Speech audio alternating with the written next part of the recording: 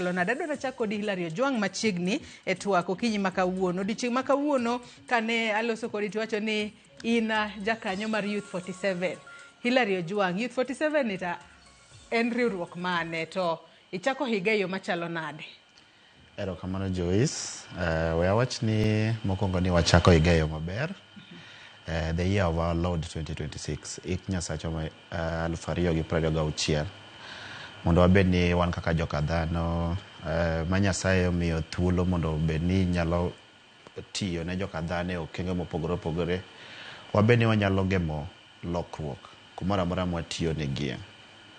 Koro wachako higa yo maber, wan gi geno ni higani gweth duto ma Nyasaye oketonwa dhi chopo nwa e yo makare, kumoro amora mwatiye ne ogandawa.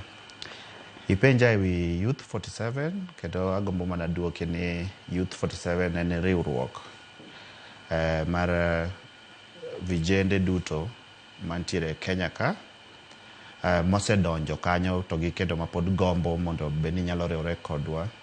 Vijende mageto ringo for office, mageto run for office in 2027.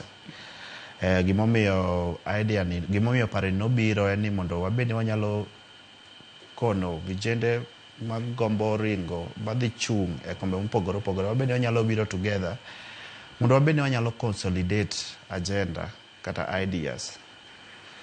Nikech ng'eyo ni ringo for office ok en gima yot. Nyaka ibed gi message ma strong miwacho gi jopiny.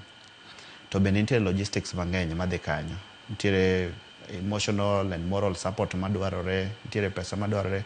Koro mano to e agenda mar Youth 47. Otherwise higa wachako maber kendo wageno ni Nyasaye dhi yawonwa yore moloyo kaka noyawo 2025. Matiende no kelo kanyakla rawere mawuok e counties duto 47 maonge dewa. Yes, kamano. Machiegni